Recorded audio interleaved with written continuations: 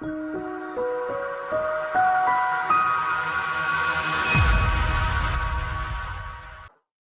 right, I believe we can get started now. I want to make sure everyone can see the screen and hear me. If not, please raise your hand. I'm going to well, in a little bit, I'm going to unmute everyone as I want this to be a open discussion. So we have various topics to discuss in this webinar, but if anyone has their own topics or want to bring up a topic, we definitely can switch to a topic not listed. And I'm here to pretty much monitor the discussions. If not, we have pre-planned topics to discuss that we can talk through. As I said, I plan to unmute everyone, so feel free to talk, or if you don't want to talk, please type in to the questions or chat section of GoToWebinar, and I will be fielding questions from there as well. So with that, let's start. And I guess I'd say after my couple introduction slides, then I will go to unmute everyone.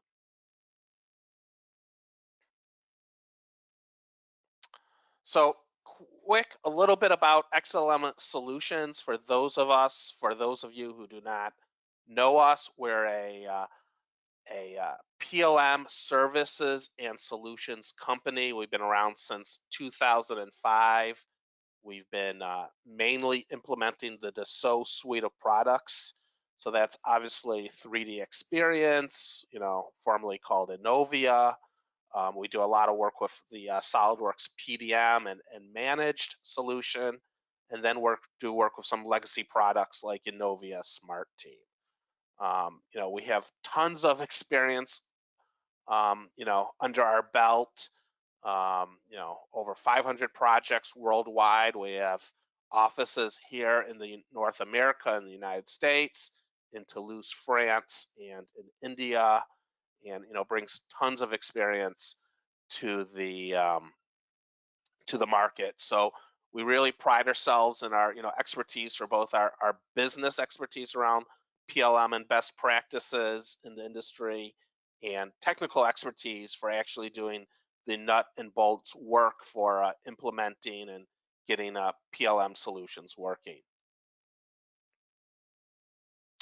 That's me, though you should also be seeing me on the webcam as well. This may be just a nicer picture of me here, Marc Young. So today I have 3 or 4 main topics that we can discuss. We actually did a poll. We sent out a poll of different topics. What would you guys prefer we talk about? And what came back were these 4 main topics. So the 4 main topics being data migration, which is always a hot topic, 3DEXPERIENCE implementation in general, collaborations, best practices, and actually these topics are a little bit old here. Let me just pause for a second. I think I have the wrong slide, so give me a second.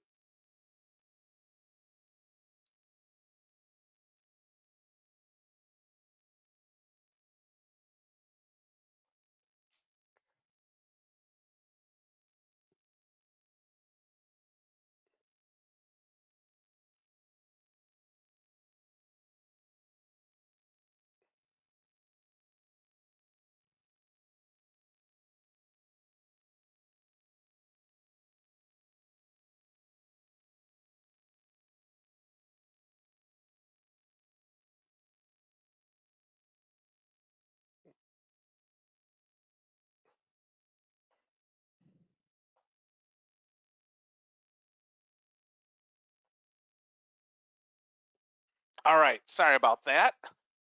This are the right topics here.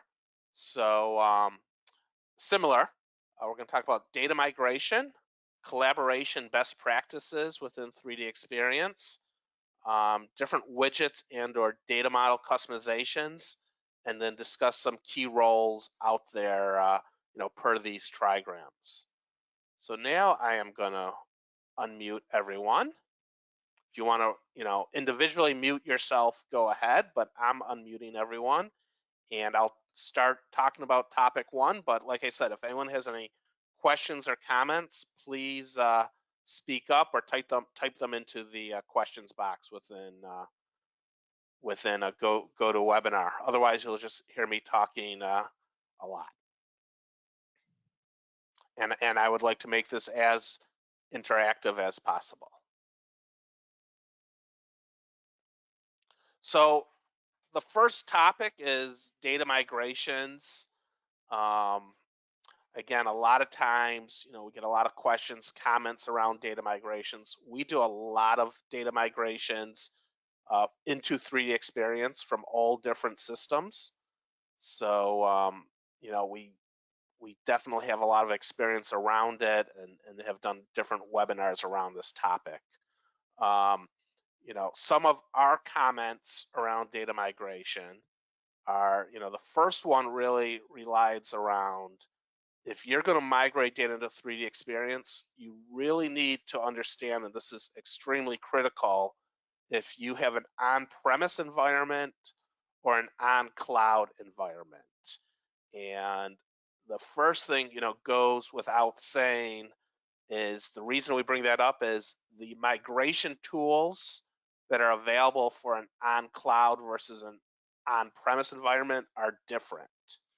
With on-cloud environments, and that's obviously what Dassault is leading with, the data migration tools and solutions are fairly limited today, where on-premise there is a lot more robust solutions.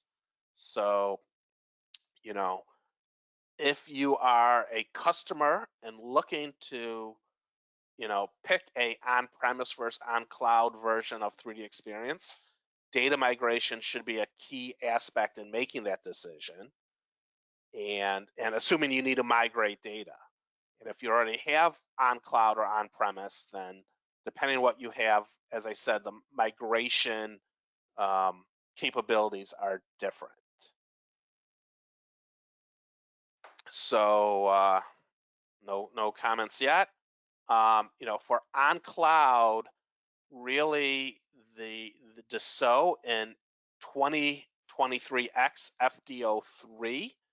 So that's coming up in the next, couple weeks, month, is going to release its first tool to really support data migrations on cloud. Migrate, multiple revisions, do data mappings, etc. This migration tool for on cloud will be geared to SolidWorks PDM migrations at first. It is going to make use of the integration framework technology. If anyone's familiar with that, integration framework is a way to integrate data for on-cloud environments, and the tool will make use of that by extracting data from SolidWorks PDM into a step format, and then using that step format to import into 3DEXPERIENCE. I have yet to really see the tool in action, and given that it's going to be the first release on FDO3, which may be a limited availability release, I would, anyone looking to do, pretty in-depth migrations, I would probably wait, or assume that you'll need to wait to future, fix packs until the tool becomes more mature. So, and as said, that tool is going to be initially supported, to do SolidWorks PDM to 3DEXPERIENCE migrations on cloud. We feel fairly confident we can adapt the tool to migrate data, whether it's in, SolidWorks PDM or Innovia Smart Team or other systems, and use it to migrate data into the on cloud. So we're really looking forward to that tool, but also, going to tread lightly, where we assume that the tool will need to mature a little bit before it can be used on advanced migration projects. In addition, if you're on cloud and you want to migrate data, there's also some options, writing your own web services um, to load data, making use of the public web services within 3DEXPERIENCE. The key thing there is the public web services don't really support CAD data today. So, if you're loading non-CAD data, that's definitely an option. Or there's a tool called FTK, File Transfer Kit, which can be used to load data from file directories, but that tool is limited to where you can only load one revision and limited data mapping capabilities. So, that's kind of the on-cloud side of things. For on-premise, there's lots of tools out, or a lot of ways to migrate data. There's a whole XPDM, sort of transfer of PDM data application from Dassault available that can load multiple CAD data into the system, whether it's CATIA, AutoCAD, SolidWorks, Pro E, you name it. And it does support, full history, data mappings, etc. So that's a key tool that we use. We've also developed custom Java code to load data and build the necessary relationships around data needing to be loaded, whether that's CAD data or non-CAD data. So with that, there's, like I said, lots of different tools out there to migrate data. The key thing is really, on-premise or on cloud will determine which way to go. With data mapping, it shouldn't be, or data migration, it shouldn't be taken lightly. Any project where you think there is going to be data that needs to be migrated, it really should be assessed and planned out. There's a lot of details that go into migrating data, and from the start of the project, it really should be a key aspect or a pillar of the project to assess what needs to be migrated, figure out how you're going to migrate it, and then developing that migration, testing it, and then finally doing it in production. Part of the assessing of the migration is really to understand what mappings you have. How are you going to map variables, fields, data, metadata from your legacy system to the fields in 3DEXPERIENCE. Do you need to create additional fields? Do you need to extend the data model to support that legacy system? Not only fields do you need to worry about, but what collaborative space will that data be migrated to? What state in 3DEXPERIENCE will that data be migrated to? Does the data need to be linked to any other object in 3DEXPERIENCE, i.e., linked to project information, linked to classification information, bookmark information, etc. And then, as I talked about at the beginning of this, there's a lot of different technologies out there, and it's, not one technology, may be the perfect fit, and maybe a combination of technologies, but depending on your data loading scenarios, obviously you'll need to pick the best way to technically load the data. And then I would say with any data migration project, testing and validating is key. Never expect to get all the data migrated and working the first time around. Expect multiple test cycles. Plan to, load data, refresh, then, analyze what you loaded, refresh the environment, fix, or change the data migration and reload it. So definitely plan time to do testing and validation, and factor that into your project. That's kind of what I have to say around data migration. Any comments yet? I don't see anything in any questions, but if anyone has anything to add, please do so. All right, topic 2, collaboration best practices. So, collaboration is always a key topic when dealing with 3D experience. One of the key selling points is it's a tool to help you collaborate and work together. So, in the first case, maybe or point that we want to list here is, what is meant by collaboration? Do you need to collaborate within your company, within different groups within the company, within the same group? Do you need to collaborate with external users? And if so, what does that external users mean? Oh, I just had a question here that came in about migration. It says, for cloud migrations, have you had any success using the batch save to 3D experience functionality in SolidWorks?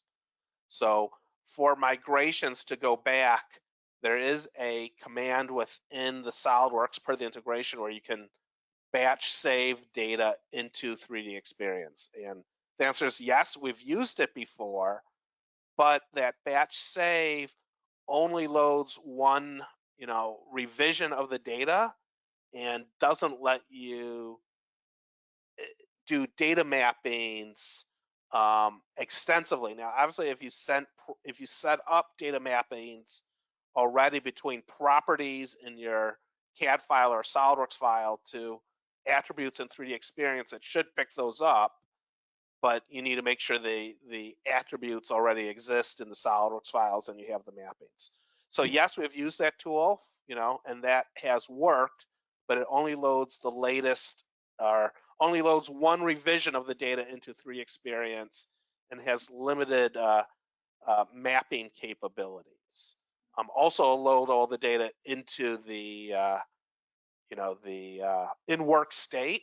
So you would have to transition it to the state you wanted it in at the end. And then finally, if you're at Rev C, let's say you in your legacy system it's at Rev C, it's going to load the data at Rev A, and there's no good way to get it in at Rev C. So, And I would add to that, Mark, this is Ivan, that from my experience in the past, it doesn't handle very well like incremental migration if you have parts that have been, it's more like for kind of complete migration sets. But if you're migrating a part that already existed, you can check or verify for duplicates in the source data, but not in the target system. And obviously, if the part was already there, it doesn't have that full intelligence to use it and all that stuff properly. So it's more like for a one-time migration for a closed data set, or if it's more than just one, large assembly. But like, and on top of everything you've said, which is a single revision, no mapping. So it's very limited. I wouldn't even call it a migration. It's more like a batch load, like batch load type of data, specific data set, specific scope batch load to the system. But yes, we've used it before. So, and we can follow up more on that if needed. All right, going back to collaboration best practices. So I was saying, 3D Experience is sold as a collaboration tool, but really you want to understand what collaboration means for you and your organization. Is it internal collaboration or external collaboration? Even internal, a lot of companies have organizations, not to pick on China, but I'll pick on China, where they want additional security for users in China. So how do you collaborate between your own company that has a division in China but yet secure data? So really define what you need to collaborate on, whether it's internal collaborations or external collaborations with additional vendors, suppliers, partners, etc. They're in a very simplistic view. I kind of lead, 3 different types of collaborations, and again, it's always the details where this really comes into play. But one is read-only access. So you, as the company, kind of control the data, but you give read-only access to your, whether, your external people or even internal people.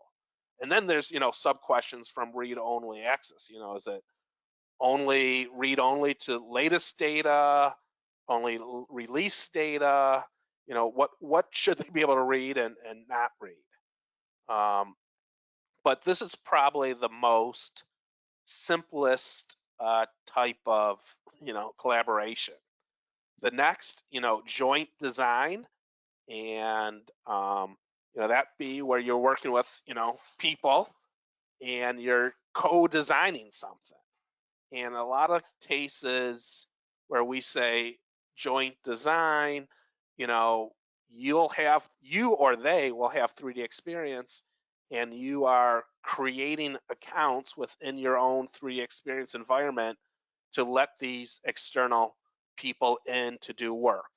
So in theory, they're almost like another user within your 3D experience environment, but from an IT point of view, we want to make sure that you know the logins, the firewalls, the ports are all set up to allow an external user to access your data, but yet not open up any vulnerabilities to allow malicious parties to get access to your system.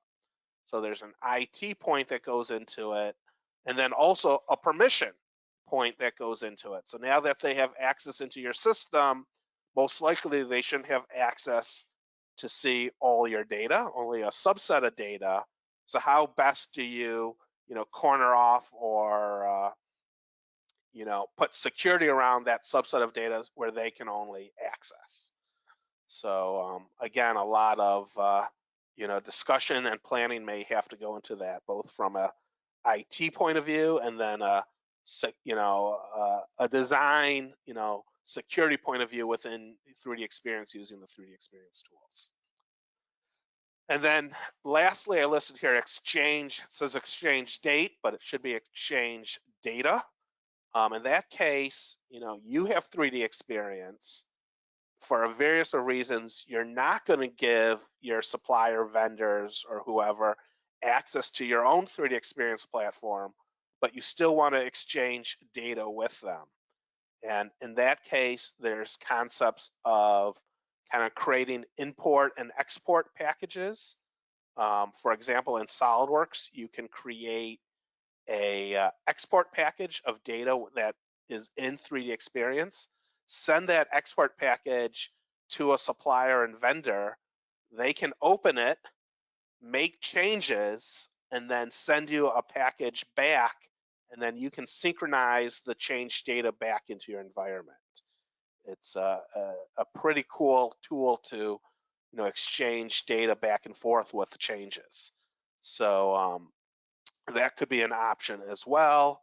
Of course, you need to worry about, if you're going to exchange data with someone with, and the tool does a lot of this, but exchange data or have a supplier work on data, you want to lock it, before you send it to that supplier to work on, so two people aren't changing it at the same time. When it comes in, should it create a new revision or update the current revision? So there's also details with that as well, but there are tools and ways, and again collaboration scenarios for that exchange data scenario as well. And I'm sure there's other scenarios out there. Probably every company has its own unique scenario, but wanted to get you thinking of ways to collaborate and different ways to go about doing it in different modes. Probably start off small with read only, and then grow into the more complex scenarios. To help control some of those scenarios, a lot of times you're going to be working with the P&O project or people and organizations within 3D Experience. I say the P&O really has three components: organization, that's your company, departments, plants, etc. the collaborative spaces, where data is assigned to, and then what role, the user is in within that collaborative space. So that's kind of the second screenshot here, where you can go into and depending on, again, what security vector you create, collaborative spaces have different types, whether they're private, public, or protected, and then what role you have. So based on the setup of this and the roles will help you control, who has access to what data and what, state and what collaborative space. It can get fairly complex based on what scenarios you have. So again, it should not be treated lightly. It's probably one of the more complex setups you can do within 3DEXPERIENCE. But we've come up with different plans to have again, using the China scenario to corner off China users, so the rest of the company can see all the China data, but only China users can see China data.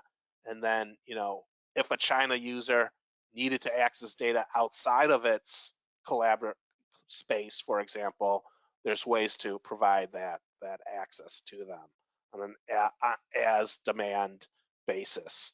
So there's a lot of power in these tools, but there's also a lot of complexity in them as well. So keep that in mind if and when you're going to be implementing different collaborative best practices. And then in addition to the P&O, there's other security that you can make use of within 3DEXPERIENCE. Bookmarks, you can associate data to bookmarks and then give users access to those bookmarks. You can share data at an individual level to specific users. The one thing with sharing data, though, once you share it, there's not a good report that says, hey, what did I share with all my users? There's no encompassing report that says what's shared or what's not shared. But that's different tools we can develop after the fact. Restrictive roles, which is kind of really part of a P&O, but you can assign people restrictive roles, and with the normal role, they might be able to see data outside of their organization, but with the restricted role, it can restrict this to the collaborative space they're in. And for this one, Mark, just to interject real quick, I think for us, because we've gone through this, with a few customers now, the restricted roles really have been a lifesaver. So those of you who are not familiar with it or haven't used it, I think it was introduced either in 2020X or 21X, maybe earlier, I'm not sure. But prior to that, if you want to have the solution for any of the join type or partial join type design, as Mark mentioned, you would have to really replicate, or create new combination of collaborative space, organization, vectors, role, which made maintenance harder and could become a performance issue. The restricted roles really helps along with shared data. Helped us at least in recent releases later in 21, 22X and above to make some of those solutions a lot more easier to maintain and manage. So if you haven't looked at the restricted roles, I encourage you to do it when dealing with collaboration scenarios with vendors and such. And then finally, IP security. There's an IP security role, whether you need to secure ITAR data, using ITAR like military data, whether in the U.S. or outside the U.S.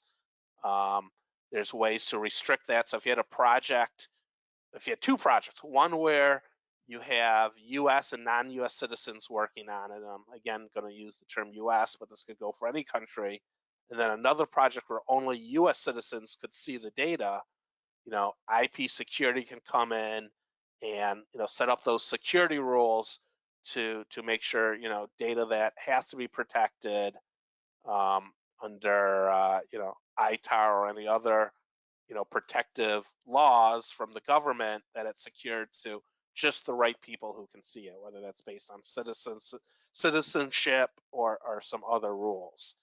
And a lot of times IP security goes into those security laws that governments enforce, but it could also apply to just general company rules, like if you had top secret projects or projects that are dealing with patent data that needs to be secured in different ways. This IP security module can be adapted to enhance the security that already exists within the system. So sometimes based on your security rules, you might need to go an extra layer to apply this IP security solution, which is an additional module from 3DEXPERIENCE. We got a question here. Can the security model be linked to Active Directory? So the answer is no.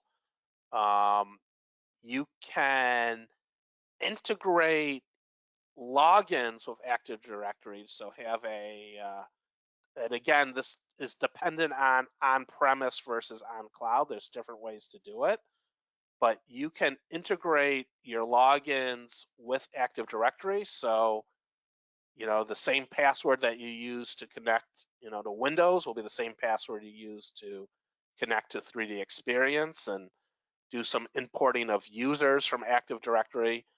But you cannot set up security, like if you had certain securities and groups in Active Directory, they don't port over or sync with 3DEXPERIENCE. That would be separate. So the main link with Active Directory is mainly just that single password location.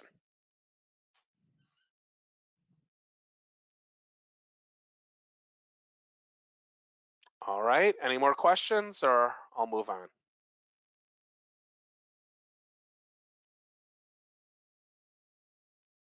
All right, widgets and data model customization. So this can be an extremely technical topic here. So I'll just talk some high-level topics here, but if there are technical questions, we're open to it. So with 3DEXPERIENCE, the future is really to do a lot of things within the 3D dashboard, and all the widgets or solutions that Dassault produces from the 3D dashboard is kind of what you see is what you get. There's some configuration options to them, but you really cannot customize them or change them a lot. So if you need your own functionality that one of these widgets, let's say that Dassault provides, is not available, you can definitely write your own, and customers are writing their own widgets today. So we've had developed widgets to do certain types of reports. We had widgets to handle part numbering, to handle specific part numbering. Widgets to show, change actions that aren't owned by the user, but do like a change board type of dashboard to see what type of change actions are opened within the system. We've done custom widgets to deal with extracting data from 3DEXPERIENCE, custom widgets for importing data into 3DEXPERIENCE, and then we've done a custom widget to deal with syncing EBOM and MBOM data. So, again, there's lots of options out there.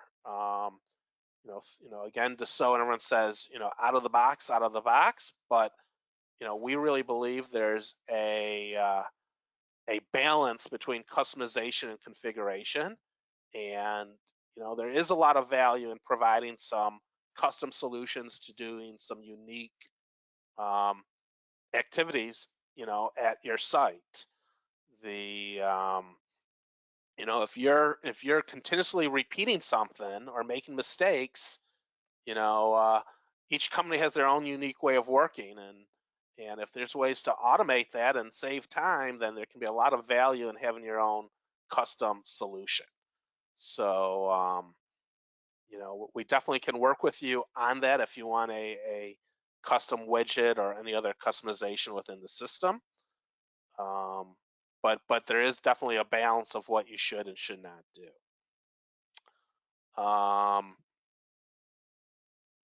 You know, moving on from, you know, general customization, a little bit data model customizations. There's a difference between on-premise and on-cloud. On cloud and on-premise, there's the Collaborative Space Control Center, which you know, you can use. There's tools within that to add additional attributes to the different types within 3DEXPERIENCE. You know, determine what fields can be searchable within your 3DEXPERIENCE tags, and you know, and change some behaviors within the system. So, so from a data model customization point of view, through the Collaborative Space Control Center, there's a lot you can do, you know, per out of the box. If you're an on-premise customer, there's also a tool called TXO. TXO will allow you to extend the data model even more. And that's what this screenshot is showing you here. So, you know, for example, you have a document, and you might have different documents within the system. You know, maybe you have a manufacturing document, an engineering document, and a supplier document. Through TXO, you can extend the document class to have subclasses and then have their own unique attributes per those subclasses. So out of the box, you just have the document concept, and then through TXO, and this is only for on-premise, you could extend that into subtypes, which each subtype having its own unique attributes. So that's where TXO comes into play. That being said, there's also the classification module, which works for on-premise and on-cloud as well, where you could create a classification structure and also assign unique attributes to it. So, you know, there's lots of different ways to, you know, when you're extending the data model, there's lots of different ways to skin the cat, if I'll use that term. You know, one way is to extend it using TXO. Another way is to use the classification module to do it. And, you know, again, with anything, there's pros and cons to both sides of things. You know, maybe if you went the TXO route, when you go to save it initially, you can, you know, tell you what it is. With classification, you might have to create it and then classify it after the fact. So it might be an extra step. But there's different ways to extend the data model, whether it's per out of the box, per a TXO module, or classification. Hopefully that all is clear. Going back to customization, there's different ways to customize 3DEXPERIENCE. If you're going to go the widget route, you want to make use of web services and public web services. And then there's really, for widgets, you know, there's really a back end which does the logic, and that's calling the different web services, and then a front end, how that web service is viewed, how it looks, how it interacts with the end user. So there's really like kind of a front end GUI design and then a back end logical design. And if anyone wants to see some, you know, different web services or web services widgets we created and some neat things we're doing, please reach out to me. I can definitely share them with you. In addition, if you want to do customization more, if you're using, Mark, I would just, sorry, I'm just going to interject here once. For the web services, if you're on cloud, you're limited to use obviously only public APIs by DSO. If you're on-prem, you have a lot more bandwidth to do what you want, because you can, there's a framework, there's a 3DEXPERIENCE or Innovia framework that for those web services, you can develop your own. We've done it a couple of times, and then you can just use your own, you know, the traditional Java APIs and whatnot, which gives you more capabilities. So on-prem obviously have more flexibility, but when you're dealing with on cloud, you can only obviously use only the vetted API by DSO, and those are still I would say limited compared to what you can do, as custom on-prem web services, but the SOAP keeps adding almost every release or even every FD sometimes they keep adding more APIs, public APIs. Yeah, go ahead, Mark. Yep. So that was web services. A good point about public versus your own custom web services. EKL is another enterprise knowledge language. It's another way to customize within 3DEXPERIENCE. It's used a lot within CATIA.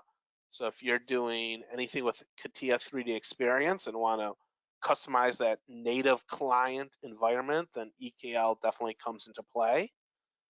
And then finally, this is more the old school or the traditional way of going about things. There's the method to create triggers within the system. Triggers is usually Java code. So on, change state, do this operation, or on save, do this operation, or after update, do this operation.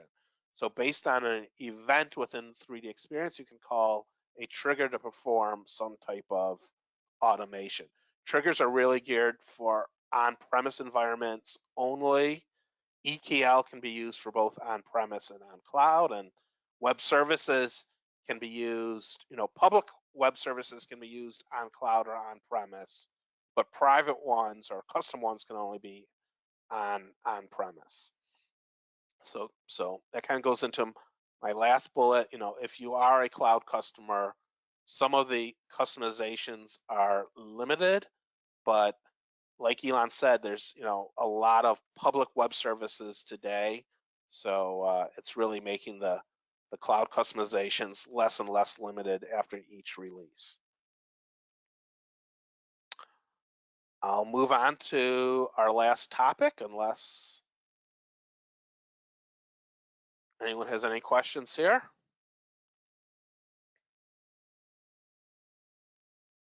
Okay. So topic 4, really, some of the feedback was, can we discuss some of the key roles, and what's listed here were the key roles that were mentioned within 3DEXPERIENCE. So I'm going to talk about these 5 roles here. And again, if anyone has anything to add or want to talk about other roles, please please speak up or type in your question. So CSV, Collaborative Illustrator Innovator, this is the default role that all users have to at least access 3DEXPERIENCE. And if you have access to this role, you basically get access to all these apps that you see here on the screen. So you get a lot of the default apps that you see here, ability to do 3D markups, viewing, 3D play, create markups, create issues, create documents, create collaborative tasks,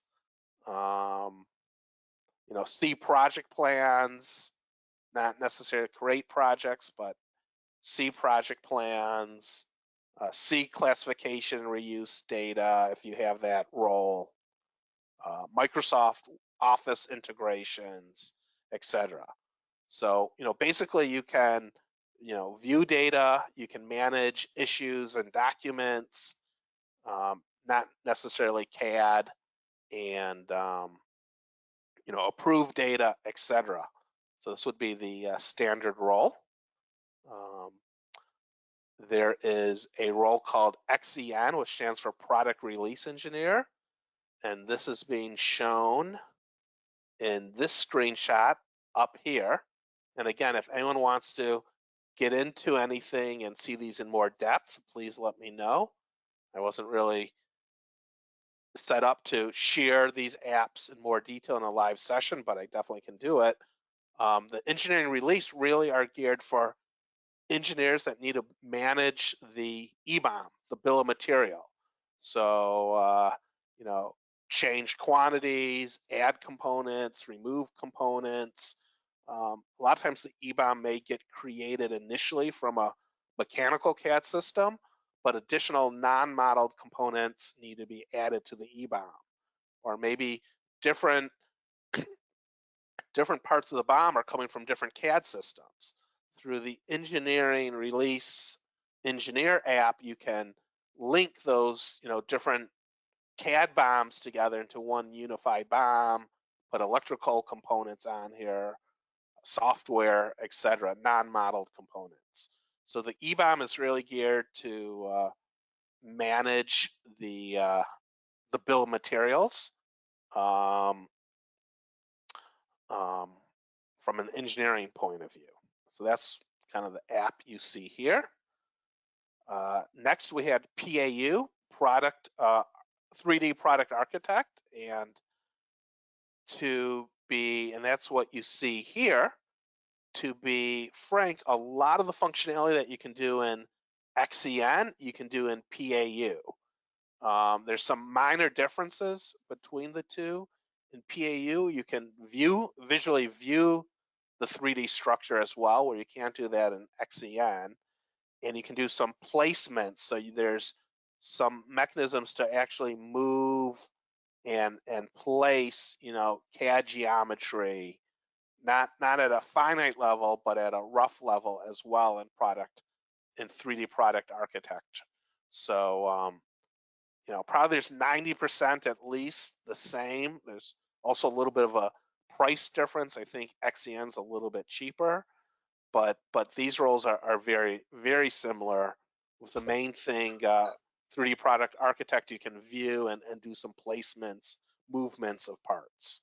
Well, I guess, Mark, fundamentally, yes, functionality-wise, there's some similarity. I don't know if 90%, but the architect is for architects who may want to kind of lay out the design of the architect of the product without even have CAD or multi-CAD system. That's why the visualization, and you can do some obviously constraint between models from different CAD and whatnot.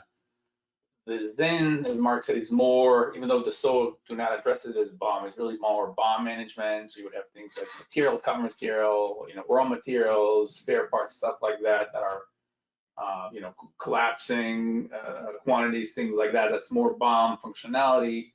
But it's true that about 80% of the functions are available in both, or similar across, or maybe 70% across both apps.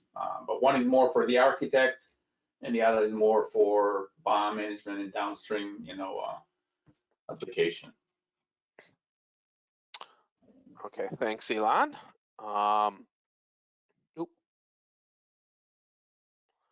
We then have Change Manager. So Change Manager, you see in this screenshot right here. This will let you kind of see different changes that are assigned to you or that you opened, depending on the version, whether it's a change request or a change action. But this will let you get access to the change information and create it and route it. Depending on what type of change you're doing, it can also get fairly complex. So this is another place where we spend a lot of time in working with customers to help implement the best change scenario for them. But the change manager, gets you access to be able to see what changes are there that you have associated to you, and then create the necessary changes as well. I don't know, Elon, anything else to add there? No, not really. Perfect. And then finally, MFN. I actually don't have a picture for that right now, but this, and Elon do you know what MFN exactly stands for? Manufacturing engineer, maybe? Really. Right. So I don't know the official name for MFN, but basically MFN allows you to create an MBOM from an EBOM. So it lets you take an EBOM and then map it to an MBOM. So in an EBOM, you have your structure as designed, as engineering design, but as you build it, the BOM may look different. You may have kits and groupings, and what's an assembly in an EBOM may be a part in an MBOM, etc. So it lets you manipulate the EBOM and build that MBOM structure, and then view the two BOMs side by side. So those that are, dealing with manufacturing or sending manufacturing information possibly to an ERP system, this role could come into play. We've had experience with it, though I would say with one of our key customers, we evaluated MFN heavily, but realized the functionality they needed was not in MFN, so we ended up creating our own widget to do similar functionality. But It really connects from a application standpoint. It's like between the Innovia or anything that comes from the CAD and the manufacturing, the Delmia side. So taking the EBOM, converting it to the the NBOM, the process planning, consuming, making sure that all the EBOMs parts are consumed in the NBOM, and if there's any revision, it will indicate that you might have an impact on your NBOM and things like that. So it's going from engineering to manufacturing essentially, and talking technically behind the scene, the EBOM is more your physical product, the NBOM is more the Delmia type manufacturing items and things like that. Yeah. right. And then finally, Dassault has probably thousands, different roles that you can purchase. And when purchasing 3DEXPERIENCE, it's really important to identify, what the different users are out there, what they need to do, and then, really map it to, who needs it, and really understand, the role, how it works, and how it's used. Because you might say, oh yeah, we have lots of product engineers at our company, but based on the name doesn't necessarily need, they fit in that role. You really need to understand how the role works and what functionality it provides, and then figure out, who needs it.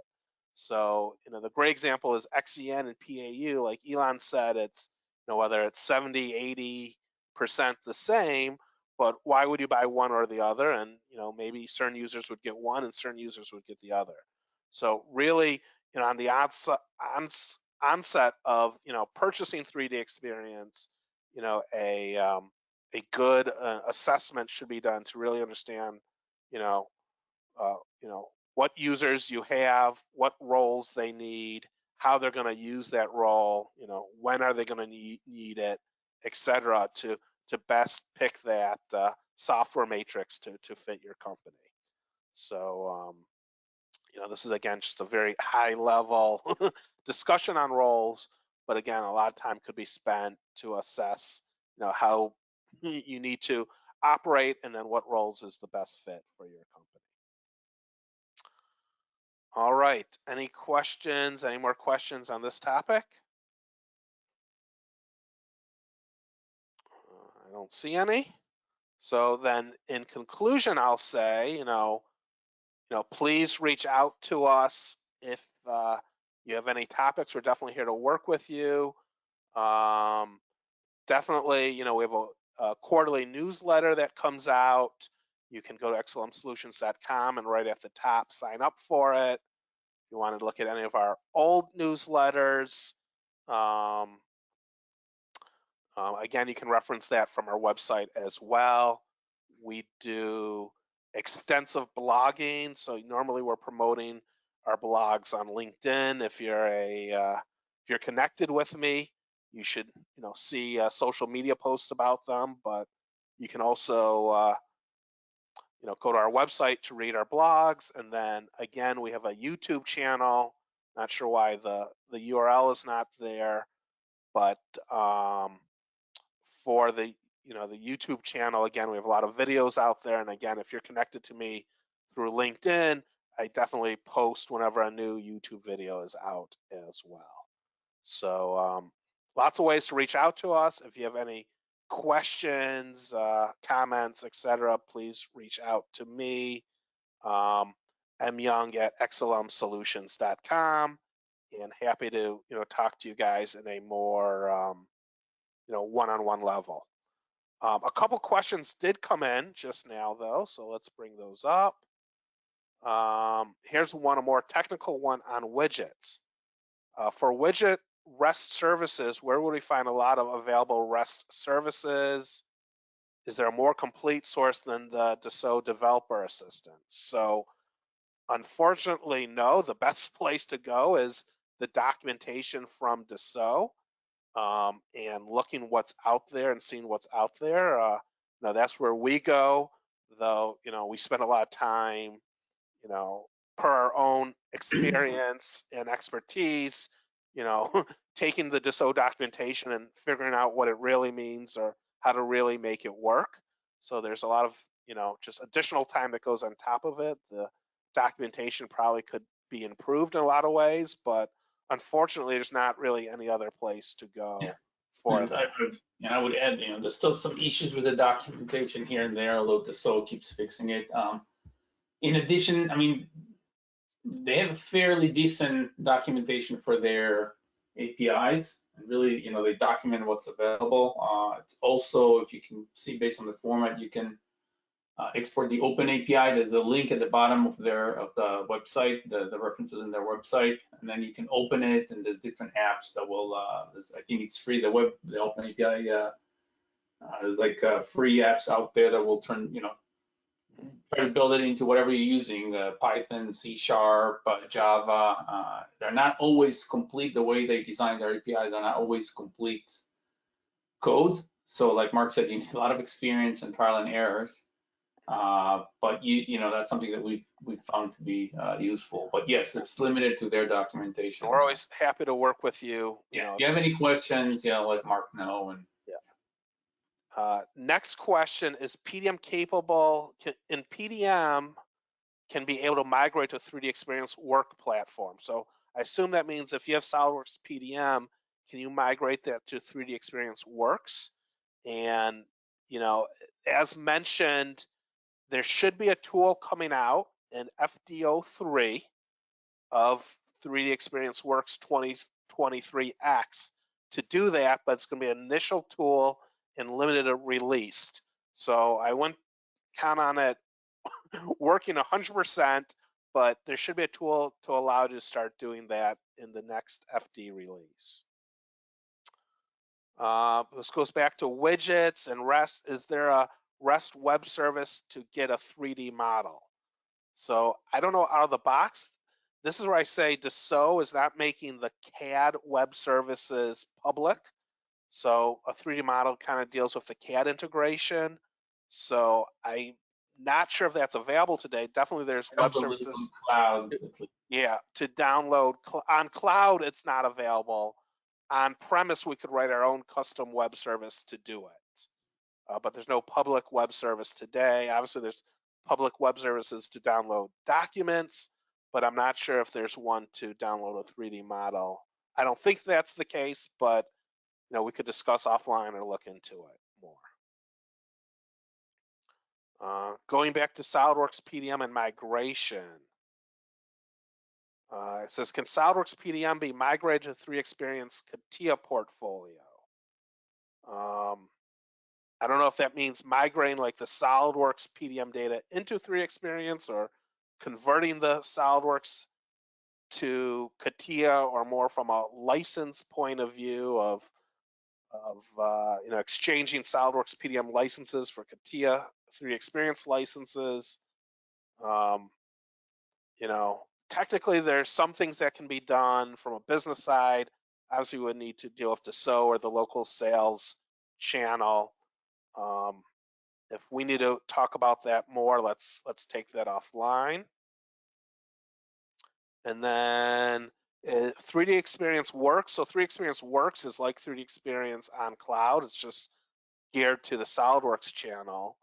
Does 3DEXPERIENCE Works is flexible to take benefit of web services and EKL. So 3DEXPERIENCE Works definitely can make use of web services and the public APIs. So definitely yes. EKL is more geared to the CATIA native client, so it wouldn't be as applicable, but there could be places where a little bit of EKL comes into play. You would need a CATIA license to make use of the EKL. But web services definitely yes, and EKL I'd say possibly, but it would be a fairly unique situation. And additional, I mean, I don't and think additional licenses may be needed. SolidWorks, the CRE channel, right. License roles. Yeah.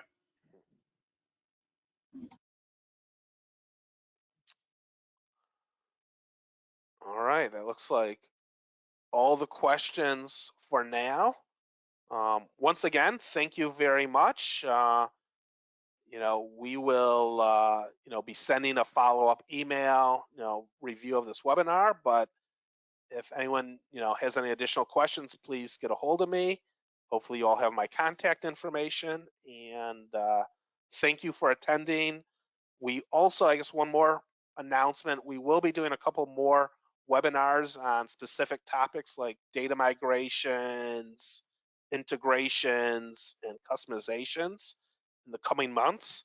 So you'll probably see announcements about those, again, through social email and email blasts. So please attend those. If you have any additional topics you would like to be discussed, we're always here to hear your input. So please send our way any additional comments or topics or webinars you would be interested in. With that being said, though, thank you once again, and have a great day.